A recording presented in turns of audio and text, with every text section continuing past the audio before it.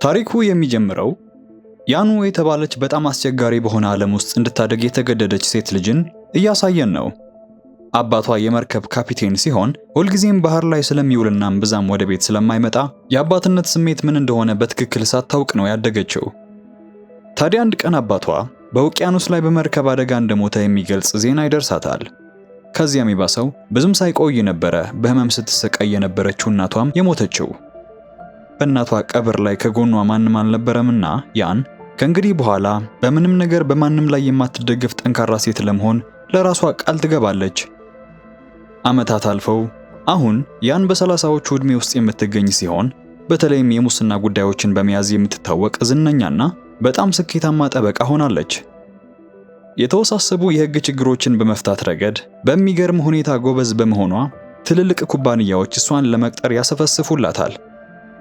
አሁን ያለው መላው ህይወቷ በስራ ላይ የተገነባ ሲሆን ትዳር ፈጽሞ በአእምሮዋ መጥቶ አያውቅም። ቤተሰብ የመመስረት ሐሳብም ለሷ የስሜት ሸክምና አላስፈላጊ ህመም ብቻ ሆኖ ነው የሚታያት። በአንድ ወቅት በሀገሪቱ ካሉ ባለጸጎች ቤተሰቦች የአንዱን ልጅ የሚመለከት ጉዳይ ትይዛለች። ወደ ህግም ከመቅረባቸው በፊት ወደ ተጎጂዋ እናት ቀርባ ክሱን እንድታቋርጠው ትመክራታለች። ያን በኮሪያ ውስጥ ካሉ እጅግ ባለጸጋ ቤተሰቦች ጋር መጋፈጥ በፍርድ ቤት ውርደት በሚያስገኝ ሽንፈት ብቻ የሚያበቃ ብሎም ጉዳዩ አደባባይ ከወጣ በተጎጂዋ ልጅ ላይ የዕድሜ ልክ ጠባሳን እንደሚፈጠር ታሳውቃታለች። ይህንን ቀዝቃዛ የያንን ንግግር የሰማችውና ልጇን በጭካኔና ያለ ርህራሄ ስትስተናገድ ያየችው በሐዘንም የተጎዳችው እናት በቁጣ ትዳር መስርታ ልጅን አሳድጋ የማታውቅ የእናትነት ህመምንም ፈጽሞ ልትረዳው የማትችል ሴት መሆኗን ትነግራታለች። ሂደቱ ካለቀ በኋላ ያን በህንፃው መተላለፊያ ላይ የሥራ ባልደረባዋን ታገኘዋለች። እሱም እንደ ጠበቃነቷ ከድሆችና አቅም ከሌላቸው ጎን መቆም እንጂ ባለሀብቶች ለትርፍ ሲሉ እንዲጨፈልቋቸው መርዳት እንደሌለባት ያስታውሳታል። ያን ግን ይህንን ሐሳብ አጣጥላው ትሄዳለች። በሷ አመለካከት እንደሱ ያሉ ድሆችን የሚረዱ ጠበቆች ክፍያቸው አነስተኛና ውጤቱም ከድካሙ ጋር ስለማይመጣጠን የራሳቸውን ህይወት መለወጥ አይችሉም። ድሆች በማንኛውም ሁኔታ ከሀብታሞች ጋር ሲነጻጸሩ የመሸነፍ ዕድላቸው ሰፊ እንደሆነ ቢያሸንፉም እንኳን ለትክክለኛ ጠበቃ የሚከፍሉት ገንዘብ እንደሌላቸው ታምናለች። ይህን አስተሳሰቧን ሊቀይረው እንደማይችል የሚያውቀው ባልደረባዋም ምንም ብሎ ሊያሳምናት አልቻለምና የሚናገረውን ያጣል። በዚያ ምሽት ያን ከአንድ ባለሀብት ጋር ትገናኛለች። እሱም አንድ የቅንጦት አፓርታማ ግንባታን በፍጥነት እንዲቀጥል በመፈለጉ አንድን አሮጌ የመኖሪያ ህንፃ የማስለቀቅ ሥራ እንድትሰራለት ነበር የጠራት። በምላሹም ውድ መኪናና የቪቪአይፒ የገበያ ካርድን ይሰጣታል። ለያን ይህ ቀላል የተለመደው ስራዋ በመሆኑ ተጨማሪ ጥቅማ ጥቅሞችንና ስልጣንንም የምታገኝበት አጋጣሚ ስለሆነ ያለምንም ማቅማማት ትቀበላለች። ታዲያ በዚህ ሁሉ ያን ምንም እንኳን ውብና ብልህ ሴት ብትሆንም ከሟች እናቷ በወረሰችው የአይን እይታ ችግር የምትሰቃይ ሴት ነበረችና በዚያ ምሽት ወደ ቤቷ እየተመለሰች ባለችበት አይኖቿ ለቅጽበት ከመንገዱን አንስታ መነጽሯን ለማንሳት እጇን ስትዘረጋ በመንገዱ ላይ የነበረን እንስሳ ለመሸሽ ስትል መንገዱን ስታ ወደ ገደል ትገባለች። ያን ከአደጋው ስትነቃ ራሷን ያገኘችው በአንድ እንግዳ ህንፃ ውስጥ ነበር። ግራ ተጋብታና የት እንዳለች ጠፍቷት እንደ ሌሎቹ የተራ ቁጥር ወስዳ በጠረጴዛው አቅራቢያ ወዳለች አንዲት ሴት ትቀርባለች። መረጃዋን ካረጋገጠች በኋላ ሴትየዋ አንድ ስህተት እንደተፈጠረ አስተዋለች። ሞቶ ወደዚህ ቦታ መምጣት የነበረበት ሌላ ሰው እንጂ ያን አልነበረችም። ከዚህ በኋላ የመስተንግዶ ሰራተኛዋ ይህንን ስህተት በፍጥነት ሪፖርት ታደርጋለች። ያን እስከ 2045 ዓመተ ምህረት ድረስ መኖር ነበረባት። ሆኖም በሆነ መንገድ ያለ ጊዜዋ ሞታ ወደዚህ ቦታ እንድትመጣ ሆኗል። ይህ ስህተት አጠቃላይ ስርዓቱን ሙሉ በሙሉ በማበላሸቱ የተቆጣው ሊ የተባለው የበላይ ተቆጣጣሪው ይህንን እንደሰማ በቁጣ ሲጮህ ቆይቶ ያንን ጠርቶ የተፈጠረውን ስህተትና በአጠቃላይ ሁኔታውን ያስረዳታል። ሆኖም ያን የሰማችውን እንግዳ ነገር ማመን ፈጽሞ አልቻለችም። በመጨረሻም ሊ አንድ ያልተለመደ መፍትሄ ያቀርብላታል። የጊዜ ገደቧ ገና 1 ወር እየቀረው ህይወቷን ያለ ጊዜው ያጠፋች አንዲት ሴት በመኖሯ ያን የዚያችን ሴት ቀሪ ህይወት ለመረከብ ፈቃደኛ ከሆነች መመለስ ትችላለች። ታዲያ ያንን 1 ወር በትክክል ካጠናቀቀች ነፍሷ በአሁኑ ጊዜ ሆስፒታል ውስጥ በኮማ ላይ ወዳለው የራሷ አካል ይመለሳል። ያን ሌላ አማራጭ ስላልነበራት ሊ ያቀረበላትን አማራጭ ትወስዳለች።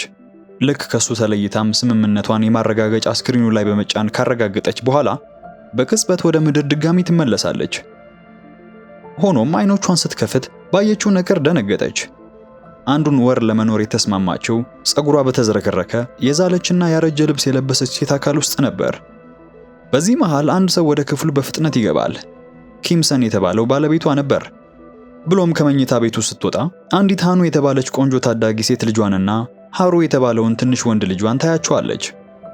ይቺ ባል ማግባትም ሆነ ልጅ መውለድን በሕይወቷ የማታስበው ጠበቃ በድንገት የሁለት ልጆች እናትና የቤት እመቤት ሆና አረፈችው።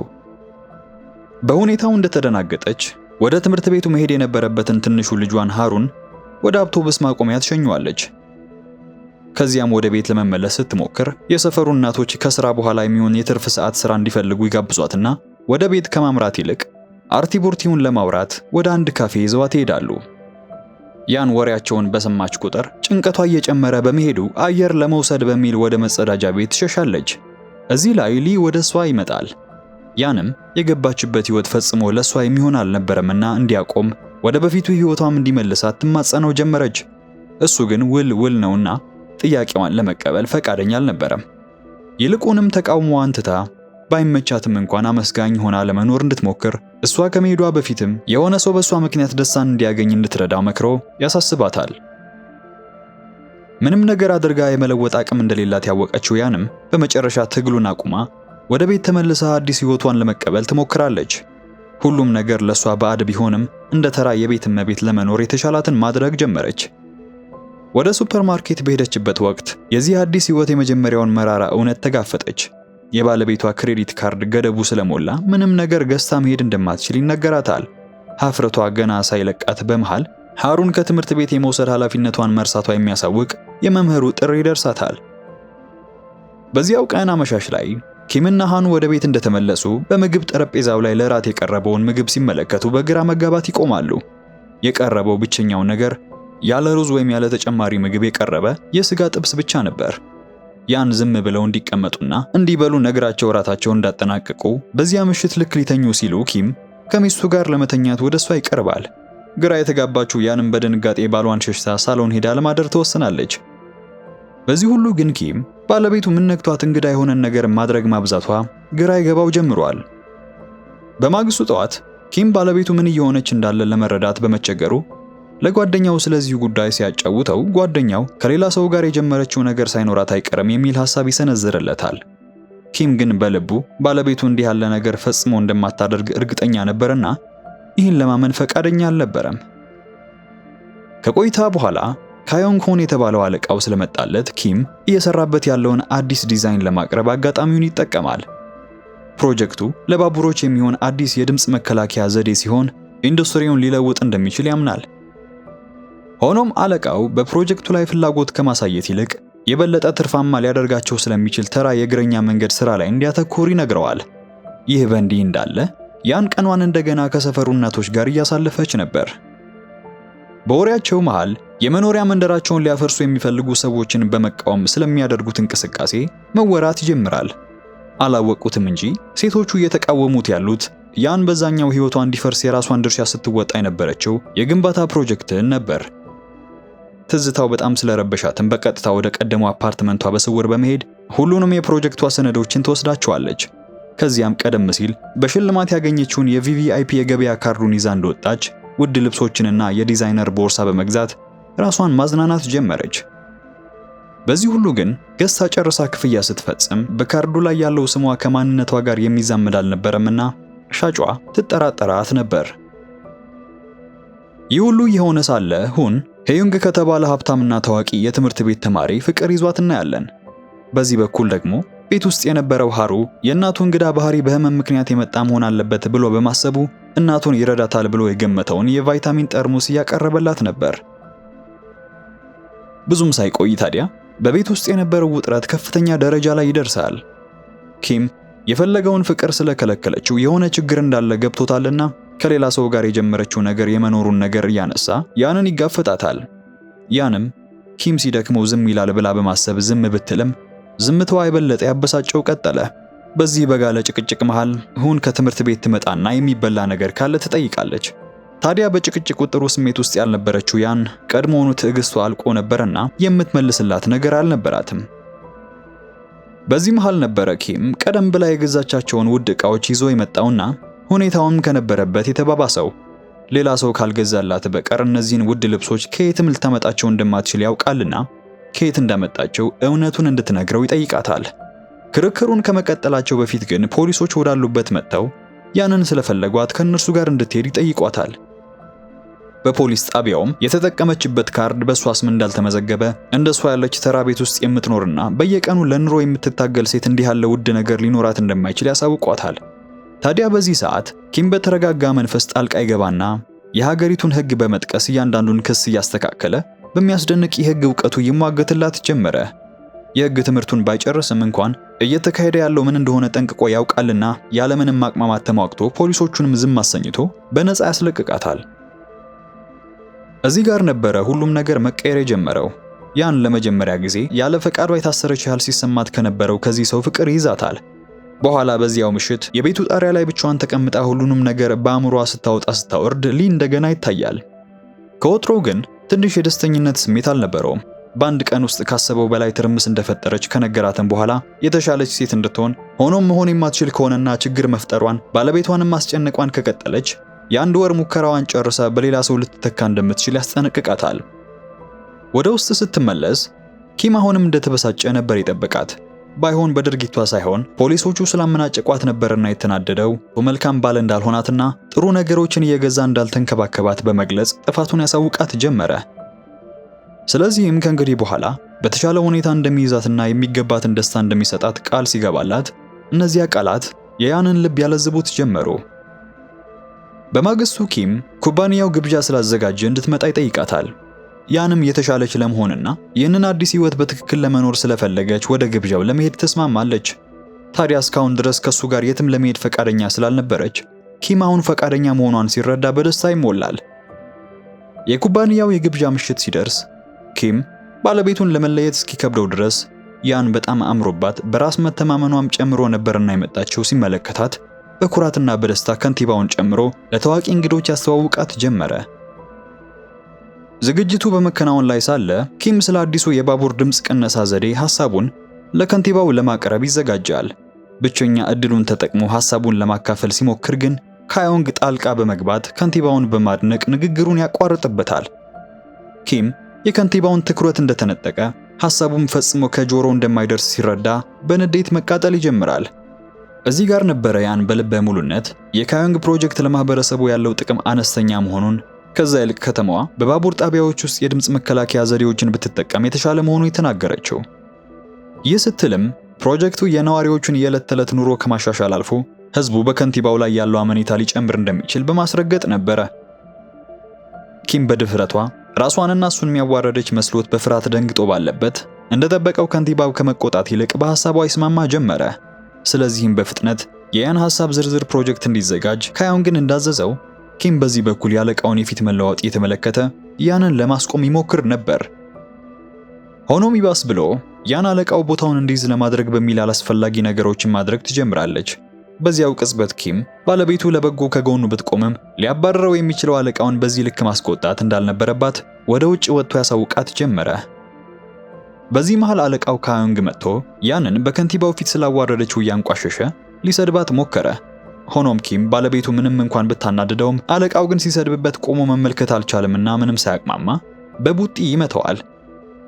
ከቦታው ሸሽተው አነስ ወዳለች ትንሽ የምግብ ቤት እንደሄዱ ያን በሆነ ነገር ምክንያት ኪም ስራውን ሊያጣ እንደሚችል መስጋት መጀመሯን ስታጋራው እሱ ግን ለሚወዳት ለሚስቱ ሲል የሚመጣውን በጸጋ ለመቀበል ፈቃደኛ ነበር። ያን ይህን የኪምን ምላሽ ስትሰማ ልቧ በድጋሚ በደስታ ይሞላ ጀመረ። ምንም እንኳን ለሱ ያላት ስሜት እየተለወጠ ቢመጣም ግን አሁንም ከሃሩ ጋር መተኛቷን ቀጥላለች። በዚያ ምሽትም ሃሩ ሁሉ ነገሩ እንደሆነች አድርጎ ተጠምጥሞባት ነበርና የተኛው አዲስ በጀመረችው ህይወት መማረኩ አልቀረም። በማግስቱ ጠዋት ያን ሁሉ ነገሯ የተቀየረ ይመስል ባሪፍ መንፈስ ነቅታ ቁርሳቸውን መስራት ጀመረች። ሲመሽም ሃሩንን ወደ ፓርኩ ልታጫውተው ተወስደዋለች። ቀጣዩ ቀን እንደማንኛውም በተለመደው ሁኔታ ይጀምራል። ሃኑ የቤት ስራዋን አጠናቃ ስትጨርስ ያን ደግሞ ቀደም ብላ ቃል በገባችላት መሰረት ለቀኑ የሚሆን የኪስ ገንዘብ ትሰጣታለች።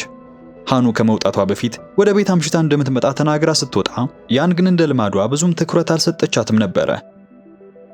ለማምሸት አስባ የነበረው ሄዩንግ የተባለው የወደደችው ልጅ ጋር ጊዜን ለማሳለፍ አስባ ስለነበር በመሆኑ ከትምህርት በኋላ ወደ ቤቱ ትሄዳለች።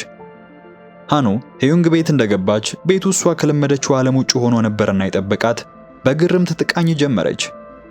ታሪኩ እንደሚነግረን ሃኑ ስኬታማ ተዋናይ የመሆን ትልቅ ህልም ነበራት። ይህንን የሚያውቀው ሄዩንግም ሊረዳት እንደሚችል በማሳመን እምነቷን አትርፎ ነበርና አታሎ ገና ወሬያቸውን ሳይጀምሩ በድንገት ሊስማት ሞከረ። በሁኔታው ደስተኛ ያልነበረችው ሃኑ ከሱ ለመሸሽ ስትሞክር በዚያው ቅጽበት የሚቀርጻቸው ስልክ መኖሩን ተመለከተች። ያን የነበረ ወደ ቤቱ ያመጣት ለሌላ ጉዳይ መሆኑን ነገሩ ሁሉ አስቀድሞ የተዘጋጀ ወጥመድ እንደሆነ የገባትና ለመሸሽ ስትሞክር ራሷን ለመከላከል አቅም እንደሌላት ያውቃሉና ጥቃት ያደርሱባታል። ሃኑ ወደ ቤት ስትመለስ ያን የሆነ ችግር እንዳለ ወዲያውኑ ትረዳለች። የልጇ ባህሪ ሙሉ በሙሉ ተቀይሯል። አይኖቿን በፍርሃት ተሞልተው አንደበቷ ምንም ነገር ለመናገር ፈቃደኛ አልነበረምና ያን ሁኔታው ስላሳሰባት ወደ ክፍሏ ተከትላ ትሄዳለች። በዝምታ ከልጇ ጎን ተቀምጣ እስክትረጋጋ ድረስ በትዕግስት መጠበቅ ትጀምርና በመጨረሻም የተፈጸመባትን ድብደባና እንዴት አድርጋ አምልጣቸውም እንደመጣች አንድ በአንድ ሳታስቀር ታሳውቃታለች። በማግስቱ ያን የሄዩንግን ጠበቃ ለማግኘት ወደ ትምህርት ቤቱ ቢሮ ትጠራለች። ጠበቃው ሁኔታውን እንደ ተራ አለመግባባት በመቁጠር ወደ ሕግ እንዳትሄድ ሊያስፈራራት ሞከረ። ጉዳዩን በዝምታ እንዲያልቅና በምትኩም ከፍተኛ ገንዘብ እንድትቀበል ሐሳብ ያቀርብላታል። ይህንን የንቀት ንግግሩን የሰማችው ያንም ውስጧ በቁጣ ይቃጠል ጀመረ። ስሜቷ ገንፍሎ እንዳይወጣ በመስጋትም ዋጥ አድርጋ ወደ መጸዳጃ ቤቱ ታመራለች። እዚያም በባለፈው ሕይወቷ ስታደርጋቸው የነበሩት ግፎች በፊቷ ይመላለሱ በመጀመራቸው ስቅስቅ ብላ ታለቅስ ጀመረች። ቀደም ሲል ለጥቅም ስትል ድምጻቸው እንዳይሰማ ታደርግ እንዳልነበረ ዛሬ ደግሞ በሌሎች ላይ ሲደርስ የነበረው ኢፍትሐዊነት በገዛ ልጇ ላይ ሲደርስ ህመሙን በትክክል ትረዳዋለች። ሃኑ በመሃል ወደ ክፍሉ ገብታ ምናልባትም ጠበቃው ትክክል ሊሆን እንደሚችል ለእናቷ ትነግራታለች። እኛ ድሆችና አቅም የሌለን ስለሆንን ገንዘቡን ተቀብለን ዝም ማለት ሳይሻለን አይቀርም ስትላት ያ ንግግሯ በያን ውስጥ የተቀበረውን ወኔ ይቀሰቅሰዋል። ስለዚህም የልጇን እጅ በቀስታ ይዛ ወደ ስብሰባው ክፍል ትመለሳለች። ውይይቱ ሲቀጥል ጠበቃው ይበልጥ እብሪተኛ እየሆነ በመምጣቱ የትምህርት ቤቱ ርዕሰ መምህር እንኳን ከጥፋተኛው ጎን መወገን ጀመረ። መጀመሪያ ላይ ሁሉም ከአንዲት አቅመቢስ የቤት እመቤት ጋር እየተከራከሩ ያሉ መስሏቸው የነበረ ቢሆንም ያን በረጋ መንፈስ ስልኳን አውጥታ ከመጀመሪያ ጀምሮ እያንዳንዱን ቃል እየቀረጸች እንደነበር ስታበስር ቀላል ሰው አለመሆኗን ተመልክተው በዝምታ ይዋጣሉ። አንደበቷንም በመክፈት በረጋ ድምፅ ባቀረቡላት ሐሳብ ፈጽሞ እንደማትስማማ ካሳወቀቻቸው በኋላ ዝም ከማለት ይልቅ የሄዩንግን ሚስጥር አደባባይ በማውጣት ሕይወቱን እንደምታመሰቃቀልበት ወደ ውጭ ሀገር ሸሽቶ እንኳን አዲስን ሕይወት ለመጀመር ቢሞክር እየተከታተለች ጉድ እንደምትሰራው ቃል ትገባላቸዋለች።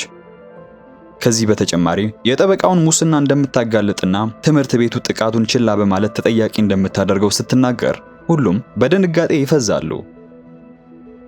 ክርክራቸውን አሸንፈው ከህንፃው እንደወጡ ያን ለሃኑ ሁሉም ነገር ደህና እንደሚሆን ትነግራታለች።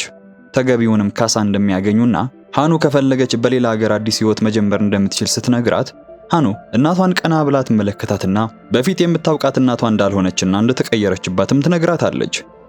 ከዚያን ቅጽበት ጀምሮ ያን በፊት ከነበራት ቅርርብ በበለጠ ከቤተሰቧ ጋር ይበልጥ መቀራረብ በመጀመሯ ወደዚህ እንግዳና አዲስ ሕይወት ከገባች ለመጀመሪያ ጊዜ እውነተኛ ደስታና ሰላም ይሰማታል። በማግስቱ ጠዋት ያን በረንዳ ላይ ቆማ ልጇን ወደ ትምህርት ቤት ስትሄድ እየተመለከተች ላፍታ ሕይወቷ ሰላማዊ በመሰለበት አንድ ሰው ከኋላዋ ሲመጣ ደስታዋ ይቀዘቅዛል። ሊ ነበር የመጣው። እንደቀረበም ምድራዊ ቆይታዋ ሊያበቃ የቀራት አንድ ሳምንት ብቻ እንደሆነና መሄጃዋም ሲደርስ ሕይወቷ በመኪና አደጋ እንደሚያከትም ይነግራታል። የመሄዷ ነገር እውነታው ቢያሳምማትም በዚህ ሰዓት የምታስበው ስለ ራሷ ሞት ሳይሆን ከልቧ ስለወደደቻቸው ልጆቿና ያለሷ ስለሚጠብቃቸው መጻኢ ዕድል ብቻ ነበር።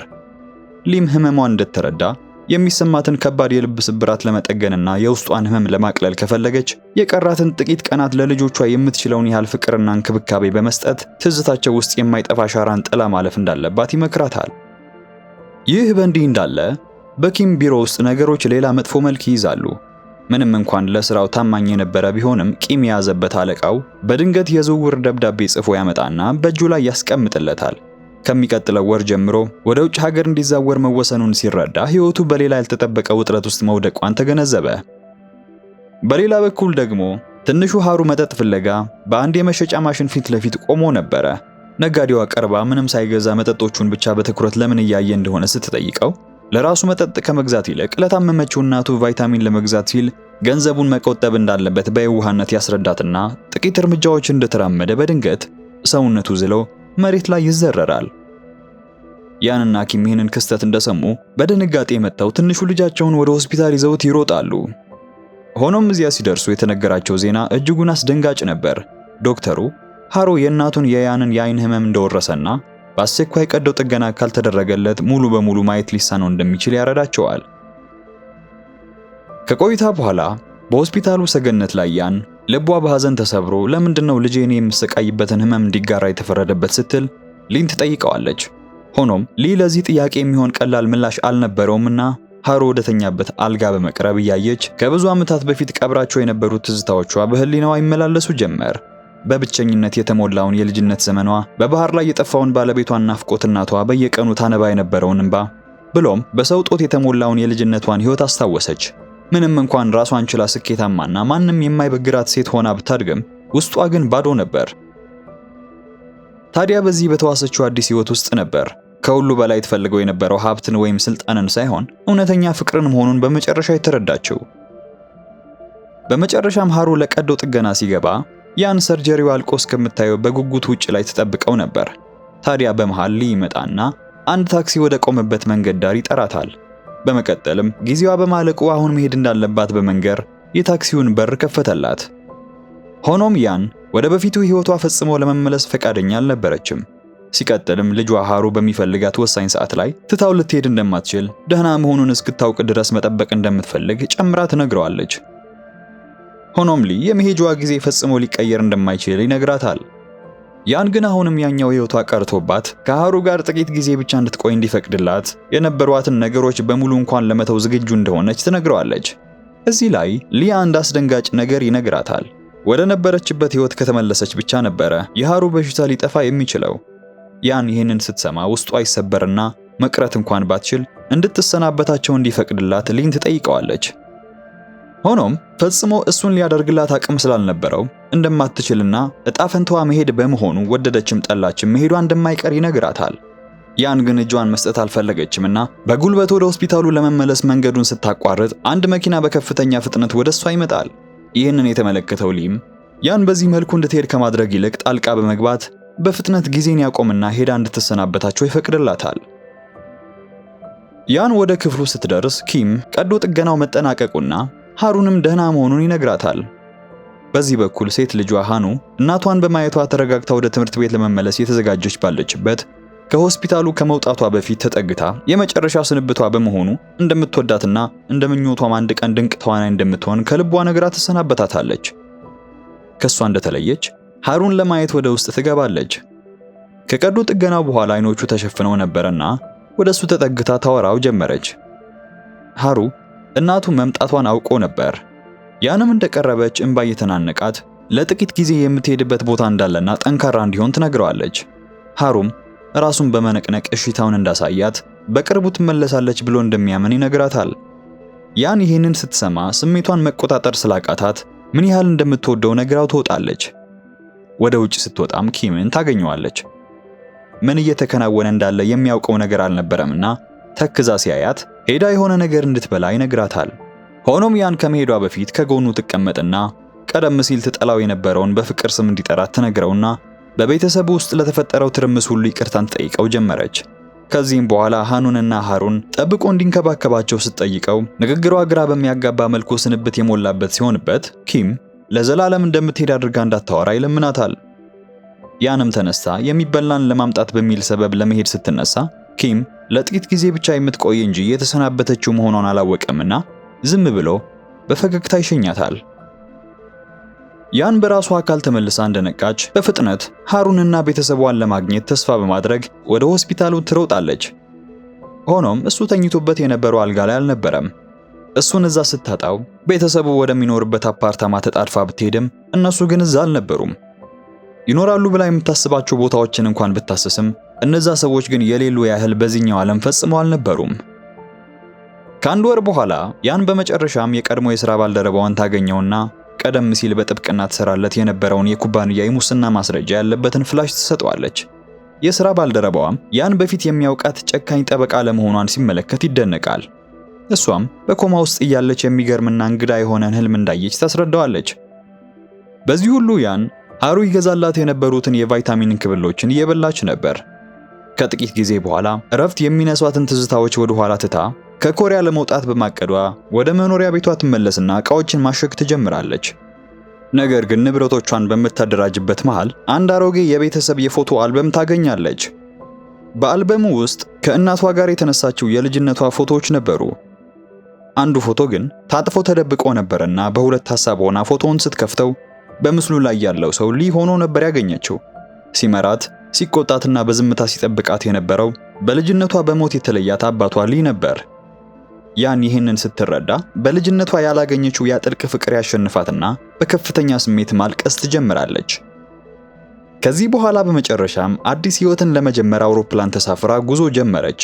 ነገር ግን በዚያው ቅጽበት ከተሳፋሪዎቹ መሃል አንድ የምታውቀው ድምጽ በመስማቷ ስታማትር ሃሩን በመመልከቷ ደንግጣ ትቆማለች። ነገር ግን ሃሩ ብቻውን አልነበረም። ሃኑና ኪም አብረው ነበርና ያን በዚያው ቅጽበት ሁሉም ነገር ግልጽ ይሆንላታል። ያ ያሳለፈችው ነገር ሁሉ ህልም አልነበረም። እነሱ ባያውቋትም ያገኘችው ፍቅር፣ የመሰረተችው ቤተሰብና የተማረቻቸው ትምህርቶች በሙሉ እውነተኛ ነበሩ። እንደ አጋጣሚ ሆኖ ሁሉም ወደ አንድ መዳረሻ እየተጓዙ ነበርና ይህንን ስታውቅ በደስታና በእፎይታ ተሞልታ ጉዞዋን ትቀጥላለች። ታሪካችንም እዚህ ላይ ያበቃል። ዛሬ ያቀረብኩላችሁ ወንደርፉል ናይትሜር የተሰኘ ፊልም ባጭሩ ነበር። ለቻናሉ አዲስ ከሆናችሁና ቆይታችሁን ከወደዳችሁት ላይክ እና ሰብስክራይብ በማድረግ ቤተሰብ መሆን አትርሱ። በተረፈ በጠና የታመመች ሕፃን ልጁን ለማሳከም ሲል ሕይወቱን እንኳን ለመስጠት ስላልሳሰው አባት የሰራሁት ቆንጆ ቪዲዮ አለ። ስክሪኑን ተጭናችሁ መመልከት ትችላላችሁ። እኔም በሱ ቪዲዮ መልሼ ያገኛችኋለሁ።